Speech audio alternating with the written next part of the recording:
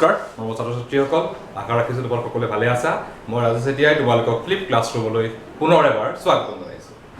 আজি তোমালোকৰ লগত আলোচনা কৰিব লৈছোঁ দশম শ্ৰেণীৰ বিজ্ঞানৰ এটা অতি গুৰুত্বপূৰ্ণ পাঠ আৰু পাঠটো হৈছে কজন নাম অলপ পিছত কম তাৰ আগতে তোমালোকক পাঠটোৰ অকণমান আভাস এটা দি লওঁ তোমালোকে স্লাইডলি গেছ কৰিব ঠিক আছে আচ্ছা আমি কথা পাতি আছোঁ কিহৰ কথা পাতি আছোঁ কেমেৰাত কথা পাতি আছোঁ কেমেৰাত কথা পাতি থকা মানে তোমালোকে মই কেমেৰাটো ৰেকৰ্ডিং কৰিছোঁ তোমালোকে সেই কেমেৰাটো ৰেকৰ্ড হৈছে আৰু এই ভিডিঅ'টো তোমালোকে ইউটিউবত চাই আছে এই গোটেই প্ৰক্ৰিয়াটো কৰোঁতে এটা বস্তুৰ ভূমিকা অপৰিসীম কেমেৰাটো নহয় কেমেৰাটোক যিয়ে শক্তি দি আছে ঠিক তেনেকৈ তোমাৰ মোবাইলটোত তুমি ইউটিউবটো চাওঁতে মোবাইলটোক যিয়ে শক্তি দি আছে কিবা এটা বস্তু আছে যিয়ে তোমাক শক্তি দি আছে য়েছ তোমালোকে ঠিকেই গেছ কৰিছা সেইটো যে বিদ্যুৎ বা ইলেক্ট্ৰিচিটি আমি আৰম্ভ কৰিবলগীয়া পাঠটোৱে হৈছে ইলেক্ট্ৰিচিটি পদাৰ্থ বিজ্ঞানৰ এটা অতি গুৰুত্বপূৰ্ণ পাঠ আমি কি বুলি কৈছোঁ তাক আমি ইলেক্ট্ৰিচিটি ঠিক আছে যথেষ্ট গৰম পৰিছে ভিডিঅ'টো কৰোঁতে অলপ ঘামিছোঁ আচ্ছা ঠিক আছে এতিয়া বিদ্যুৎ বা ইলেক্ট্ৰিচিটিৰ বিষয়ে তোমালোকে পূৰ্বৰ শ্ৰেণীসমূহত পঢ়ি আহিছিলা কেইটামান লেচন ক্লাছ 6, 7, 8 এই ক্লাছসমূহত তোমালোকে বিদ্যুতৰ ওপৰত আলোচনা কৰি আছিলা বিদ্যুতৰ প্ৰয়োগসমূহৰ বিষয়ে তোমালোকে জানিছিলা বিদ্যুৎ কি সামান্য থুলমূল ধাৰণাটো তোমালোকে কৈছিল আৰু বিদ্যুতৰ থুলমূল ধাৰণাতকৈ তোমালোকে বিশেষকৈ এপ্লিকেশ্যন তাৰ প্ৰয়োগসমূহ তোমালোকে বিস্তৰকৈ অধ্যয়ন কৰিছিলা কিন্তু আজি আমি বিদ্যুৎনো কি বিদ্যুতৰ মূলত কি সেইখিনি বস্তু আলোচনা কৰিম ঠিক আছে তো আমি আৰম্ভ কৰোঁ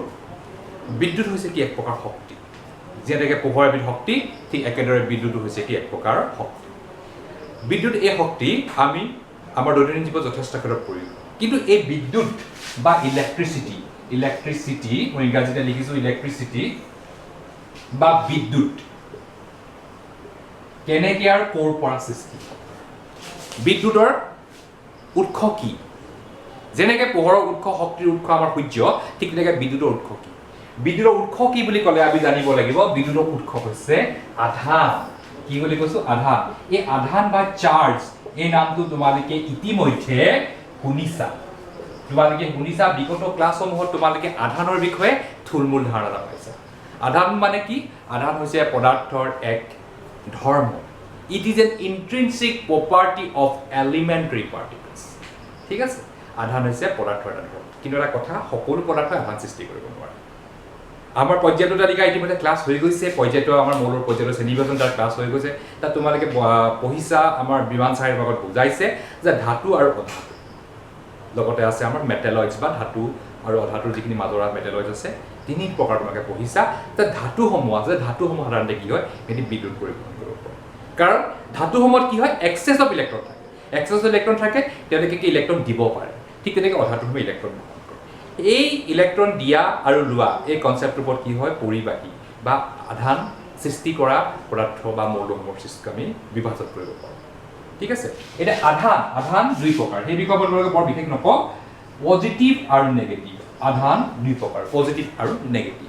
এতিয়া পজিটিভ আধান কোনবোৰ আৰু নেগেটিভ আধান কোনবোৰ পজিটিভ বুলি ক'লে আমি গম পাওঁ প্ৰটন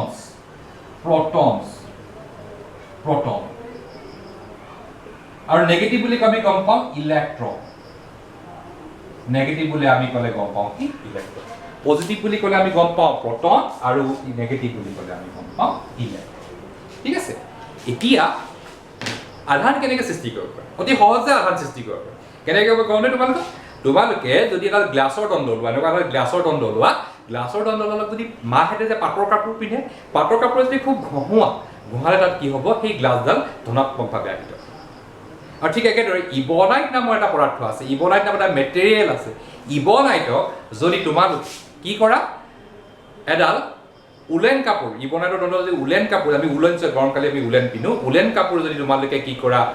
ৰাপ কৰা তেতিয়াহ'লে কি হয় সেই ইবনাইট দণ্ডডাল ঋণাত্মকভাৱে কি হয় আৰু তোমালোকে সৰুতে স্কেলাৰৰ কথা পঢ়িছিলে স্কেলাৰ কাপোৰত ঘঁহি কাগজৰ টুকুৰা বা আকৰ্ষণ কৰাৰ কথা তোমালোকে পঢ়িছিলা মনত আছেনে সেইটোৱে ঠিক আছে তো আমি আধান কেনেকৈ সৃষ্টি হয় সেইটো গম পালোঁ আধান দুই প্ৰকাৰ আমি এইটো গম পালোঁ এতিয়া আহিল কেনেদৰে প্ৰবাহ বা বিদ্যুৎ সৃষ্টি হয় তাৰ আগত আমি জানিব লাগিব দুটা বস্তু পৰিবাহী আৰু অপৰিবাহী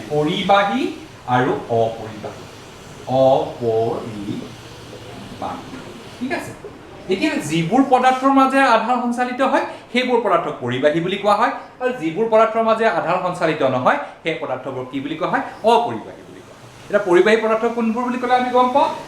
সাধাৰণতে ধাতুবোৰে পৰিবাহী ঠিক আছে ধাতু বুলি মই লিখিলো ধাতুবোৰ পৰিবাহী আমাৰ হিউম্যান বডি আমি এটা পৰিবাহী ঠিক আছে অপৰিবাহী বুলি ক'লে আমি গম পাওঁ যে প্লাষ্টিক এটা অপৰিবাহী পদাৰ্থ কাঠ অপৰিবাহী পদাৰ্থ ঠিক আছে এইবোৰ হৈছে অপৰিবাহী পদাৰ্থৰ উদাহৰণ এতিয়া পৰিবাহী মানে হৈছে যিবোৰে আধান সঞ্চালন কৰিব পাৰে বা নিজৰ দেহাৰ বা নিজৰ গাৰ মাজেৰে আধান সঞ্চালিত কৰিব পাৰে পৰিবাহী আৰু যিবোৰে নোৱাৰে এইবোৰ কি বুলি কোৱা হয় অপৰিবাহী বুলি কোৱা হয় ঠিক আছে এতিয়া আমি প্ৰবাহনো আধানে কেনেকৈ সৃষ্টি কৰে এতিয়া কথাটা হ'ল মই ধৰি ললো এইডালে এডাল পৰিবাহী ঠিক আছে মই নাম দিলো এ আৰু এতিয়া কি হ'ল এই পৰিবাহীডালৰ মাজেৰে কি কৈছো মই আধানবোৰ পঠিয়াইছো এটা নিৰ্দিষ্ট সময়ত কি সময়ত মই কিউ পৰিমাণৰ আধান এই পৰিবাহীডালৰ মাজেৰে সঞ্চালন কৰিছো মানে মই কিবা এটা সোৰ্স এটা দিছো আধান সৃষ্টি কৰিছো আৰু আধান সৃষ্টি কৰি মই এই পৰা বিলে পঠিয়াইছো ঠিক আছে এতিয়া এই টি সময়ত এডাল পৰিবাহীৰ মাজেৰে এক নিৰ্দিষ্ট দিশত যিমান পৰিমাণৰ আধান সঞ্চালিত হয় তাকে কি বুলি কোৱা হয় প্ৰবাহ সেই আধানৰ মানকে কি বুলি কোৱা হয় প্ৰবাহ বুলি কোৱা হয় যে এডাল পৰিবাহীৰ মাজেৰে টি সময়ত এডাল পৰিবাহীৰ মাজেৰে টি সময়ত যি পৰিমাণৰ আধান সঞ্চালিত হয় তাকে কি বুলি কোৱা হয় প্ৰবাহ বুলি কোৱা হয় আৰু প্ৰবাহক কি আখৰে সঞ্চালিত কৰা হয় আই আখৰে সঞ্চালিত কৰা হয় আই ক্যাপিটেল আই ইংৰাজী প্ৰবাহৰ নামটো কি কাৰেন্ট এটা প্ৰবাহ মানে হৈছে কি পৰিবাহীৰ মাজেৰে পাৰ হৈ যোৱা আধান আৰু কিহত নিষ্ঠ সময়ৰ মাজেৰে পাৰ হৈ যোৱা আধানৰ মানকে কি কয় প্ৰবাহ আৰু যদি মই ম্যাথমেটিক্যালি লিখো I equal to Q by T I equal to কি Q by এটো হৈছে প্ৰবাহৰ গাণিতিক প্ৰকাশ এতিয়া আহিলে প্ৰবাহক এছাই একক প্ৰবাহক কিহেৰে ৰিপ্ৰেজেন্ট কৰা আমি জানো আধানৰ এছাই একক কি বুলি ক'লে আধানৰ এছাই একক হৈছে কুলম্ব মহান বিজ্ঞানী কুলম্বৰ নামেৰে নামকৰণ কৰা হৈছে আধানৰ একক কুলম্ব আৰু সময়ৰ যি এছাই একক সময়ৰ এছাই একক হৈছে সেকেন্ড যদিও মিনিট ঘণ্টা এইবোৰ আছে কিন্তু আমি সদায় সেকেন্ড ব্যৱহাৰ এতিয়া আধানৰ একক কি হ'ব বুলি ক'লো মই I equal to Q by T coulomb per second এছাই একক কি আধানৰ এছাই একক coulomb per second বা সহজে ক'বলৈ গ'লে তাৰ নাম হৈছে এম্পিয়াৰ এম্পিয়াৰ বা প্ৰবাহৰ এছাই একক কি বুলি কয় এম্পিয়াৰ মানে কি coulomb per second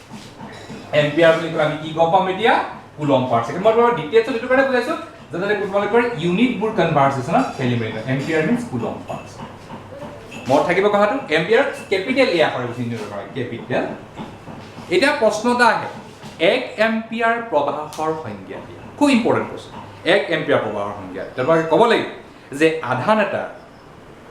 যে এডাল পৰিবাহীৰ মাজেৰে একক সময়ত যদি 1 কুলম আধান পাৰ হৈ যায় সেই পৰিমাণৰ আধানকে সেই পৰিমাণৰ প্ৰবাহকে কি বুলি কোৱা হয় 1 এম্পিয়াৰ প্ৰবাহ বুলি কোৱা হয় পৰিবাহীৰ কি বুলি ক'লো মই একক সময়ত এডাল পৰিবাহীৰ মাজেৰে যদি 1 কুলম আধান সৰবৰাহ ঘটে তেনেহলে তাক কি বুলি কোৱা হয় 1 এম্পিয়াৰ প্ৰবাহ ঠিক আছে মত এতিয়া আমি এই প্ৰশ্নৰ উত্তৰ কৰিব পাৰিম আৰু এটা কথা আছে কেতিয়াবা যে কয় আমাক কিবা প্ৰশ্ন সুধিব পাৰে যে এডাল পৰিবাহী ঠিক আছে এই পৰিবাহীডালৰ মাজেৰে আধান সঞ্চালিত হৈ আছে এটা নিৰ্দিষ্ট সময়ত t = 5 সেকেন্ড ঠিক আছে বা আমাক ক'লে এই বুলি ক'ব পাৰে যে আমাক ক'লে যে আধান সঞ্চালিত হৈ আছে ঠিক আছে কিমান আধান সঞ্চালিত হৈছে আমাক দিলে যে পৰিবাহীৰ মাজে সঞ্চালিত হোৱা প্ৰবাহৰ মান বোলে 20 এম্পিয়াৰ আমাক সুধিলে যে কিমান আধান কেইটা হাউ মেনি নাম্বাৰস অফ চাৰ্জেছ মুভিং তেতিয়া আমাৰ কি কি দিয়া আছে দেখুন আমাক I equal to Q by T আমাক সুধা নাই আধানৰ মান আমাক সুধিছে কিমান সংখ্যক আধান পাৰ হৈ যাব তেতিয়া এটা ফৰ্মুলা আছে তোমাৰ Q equal to N E Q equal to কি বুলি ক'লো মই N মই ডিটেইলছত ভাঙি পাতি কিয় কাৰণে বুজাইছো তোমালোকৰ গাণিতিক সমস্যা যাতে ভকনো নাথাকে Q equal to N মানে কিমান সংখ্যক আধান লগতে E charge of electron E মানে কি চাৰ্জ অফ ইলেক্ট্ৰন E মানটো 1.6 × 10⁻⁻19 কুলম E মানটো কি বুলি ক'লো মই 1.6 × 10⁻⁻19 কুলম মই থাকিব কাৰণটো এতিয়া আমি যদি অংকটো কৰো এফালে মই 20 বহালো Q equal to NE N to নাজানো 1.6 × 10⁻⁹ T মানটো 5 সেকেন্ড মানে আমি যদি কৰো আমাৰ হ'ব 100 divided by 1.6 × 10⁻⁹ টা আমি ইয়াৰ পৰা কিমানটা ইলেক্ট্ৰন এই সময়ত 5 ছেকেণ্ডত 20 এম্পিয়াৰত কিমানটা ইলেক্ট্ৰন সৰবৰাহ হৈছে আমি সেইটো ক্যালকুলেট কৰি উলিয়াব পাৰোঁ ঠিক আছে বুজি পাইছে এতিয়া আৰু এটা কথা আহে তোমালোকৰ যে প্ৰবাহ কিহৰ কাৰণে সৃষ্টি হয় ধনাত্মক আধানৰ কাৰণে সৃষ্টি হয় ঋণাত্মক আধানৰ কাৰণে সৃষ্টি হয় এই কনসেপ্টটো লৈ এই সময়ত এটা ডাঙৰ এটা কন্ট্ৰভাৰ্সি হৈছে আসলে কি হয় প্ৰবাহ ইলেক্ট্ৰনৰ কাৰণে হয় ইলেক্ট্ৰনৰ গতিৰ কাৰণেহে প্ৰবাহৰ সৃষ্টি হয় কিন্তু এই কথাটো কি আছিল আগৰ বৈজ্ঞানিকসকলে যেতিয়া প্ৰবাহৰ কথা আৱিষ্কাৰ কৰিছিল ধৰি তোমালোকৰ বেঞ্জামিন ফ্ৰেংকলিনে হওক আমাৰ মাইকেল ফেৰাডে হওক তেতিয়া কথাটো কি হৈছিল তেওঁলোকে সেই সময়ত ইলেক্ট্ৰনৰ আৱিষ্কাৰ হোৱা নাছিল ইলেক্ট্ৰনৰ আৱিষ্কাৰ হোৱা নাছিল কাৰণে তেওঁলোকে কি কৰিছিলে পটনৰ গতিৰ ফলতে প্ৰবাহ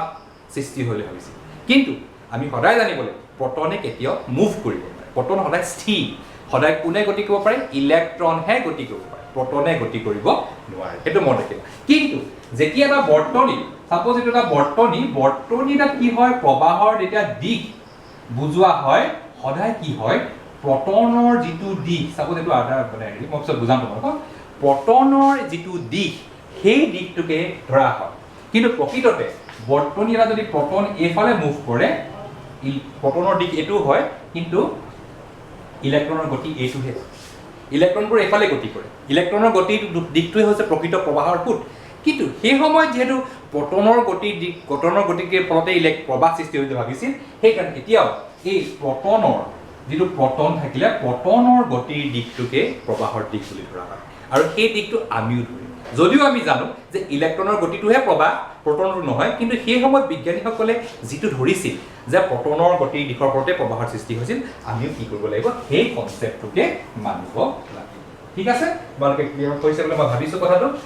আৰু এটা কথা আছে প্ৰবাহৰ যেনেকৈ এক এম্পিয়াৰ ঠিক তেনেকৈ সৰু এম্পিয়াৰ আছে এটা আছে মিলি এম্পিয়াৰ এটা মিলি এম্পিয়াৰ এটা মাইক্ৰো এম্পিয়াৰ এটা মিলি এম্পিয়াৰ এটা মাইক্ৰো এম্পিয়াৰ ঠিক আছে এটা মিলি এম্পিয়াৰ আৰু মাইক্ৰো এম্পিয়াৰ যে 1 মিলি এম্পিয়াৰ MA মানে হৈছে 10 টু দি পাৱাৰ -3 এম্পিয়াৰ এইবোৰ ইউজ হয় দেই ঠিক তেনেকৈ 1 মাইক্ৰো এম্পিয়াৰ মানে হৈছে কি 10 টু দি পাৱাৰ -6 এইকেইটা কথা তোমালোকে জানিব লাগিব খুবেই গুৰুত্বপূৰ্ণ কথা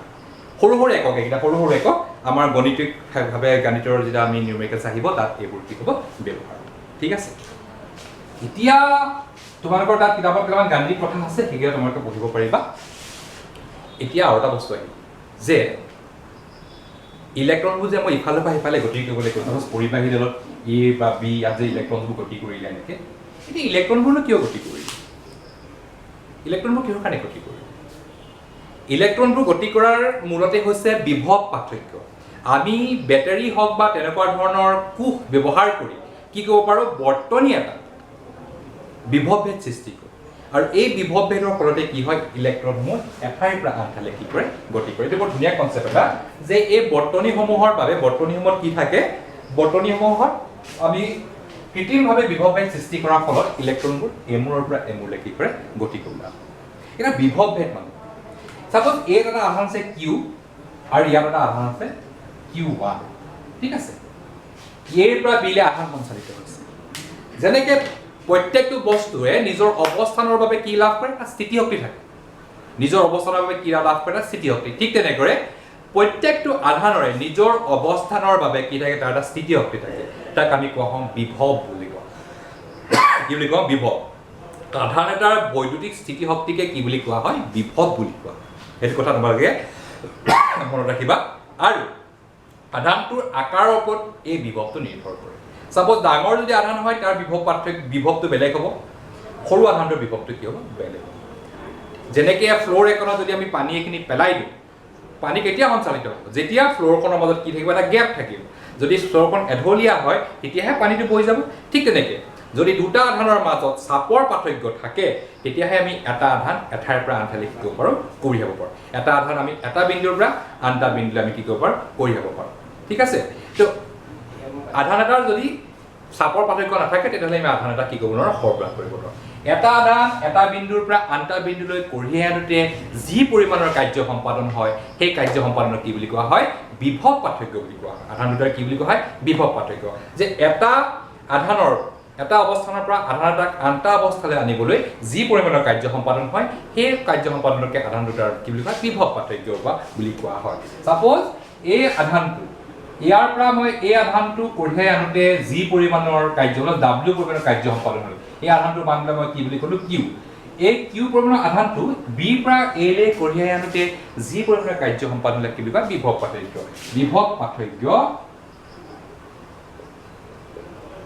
বিভৱ পাৰ্থক্য এক ভি আকাৰে চিহ্নিত কৰা হয় ভি মানে হৈছে কি সম্পাদিত কাৰ্য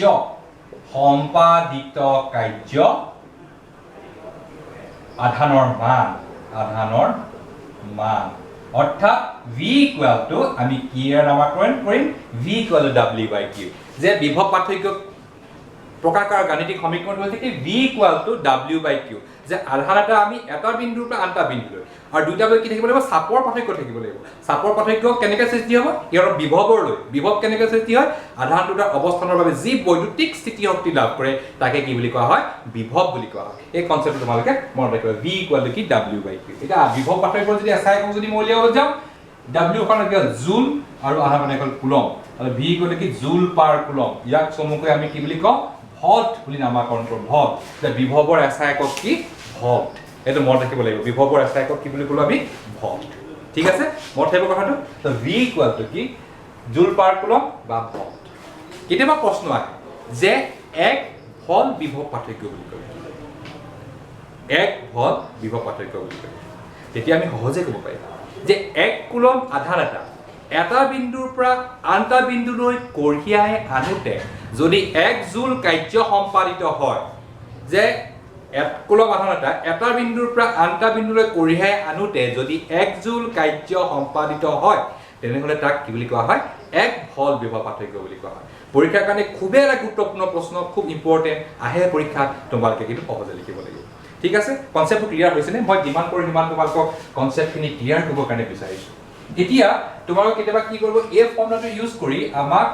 আধানৰ মান উলিয়াবলৈ দিব কেতিয়াবা আধানৰ মান উলিয়াবলৈ দিলে আমি এটা ফৰ্মুলা লিখিব v ইকুৱেল টু n ই ফৰ্মুলা লগাব লাগিব ই মানে কি ইলেক্ট্ৰনৰ আধানৰ মান মই কৈছিলোঁ তোমালোক n কিমানটা ইলেক্ট্ৰন আছে w তো আমি ইয়াৰ পৰা কিমানটা ইলেক্ট্ৰন সৰবৰাহ হৈছে উলিয়াব পাৰোঁ কিমান কাৰ্য সম্পাদন হৈছে উলিয়াব পাৰোঁ কিমান বিভৱ পাৰ্থক্য সৃষ্টি হৈছে উলিয়াব পাৰোঁ বা আমি যদি কেতিয়াবা উলিয়াব খোজোঁ আৰু এটা বস্তু আমি উলিয়াব পাৰিম ইয়াৰ পৰা কি উলিয়াব পাৰিম প্ৰবাহৰ মান উলিয়াব পাৰিম v ইকুৱেল টু w আৰু আমি আগতে কি হৈছিলোঁ i ইকুৱেল টু কি পাইছিলোঁ প্ৰবাহ আৰু আধানৰ সম্পৰ্ক তো আমি উলিয়াব পাৰোঁ it যদি আমাক কেতিয়াবা প্ৰবাহৰ মান দিয়া থাকিব পাৰে সময় দিয়া থাকে সম্পাদ্য কাৰ্য দিয়া থাকে তেতিয়া আমি কি উলিয়াব পাম বিভৱ পাৰ্থক্য উলিয়াব বা কেতিয়াবা আমাৰ বিভৱ পাৰ্থক্য সম্পাদ্য কাৰ্য সময় দিয়া থাকিলে আমি আধানৰ মান উলিয়াব পাৰিম কেনেকৈ উলিয়াম একেবাৰে সিম্পল i ইকুৱেল টু ঠিক আছে তো এইকেইটা ফৰ্মুলা ইউজ কৰি আমি অতি সহজে মান উলিয়াব পাৰোঁ মই আশা ৰাখিছোঁ তোমালোকে আজি আমাৰ ভিডিঅ'টোত কি শিকিলা প্ৰবাহ কি শিকিলা আধানৰ প্ৰকাৰ শিকিলা আধান কেনেকৈ সৃষ্টি হৈ শিকিলা প্ৰবাহৰ গতিপথৰ বিষয়ে শিকিলা বৰ্তনীৰ বিষয়ে থুলমূল শিকিলা আৰু বিভৱ পাৰ্থক্য আৰু বিভৱৰ বিষয়ে শিকিলা আশা ৰাখিছোঁ তোমালোকে উপকৃত হ'বা আৰু নেক্সট খণ্ডটোলৈ তোমালোকৰ ওচৰলৈ খুব সোনকালে আমি আহিম আজিলৈ সামৰণি সামৰিছোঁ ধন্যবাদ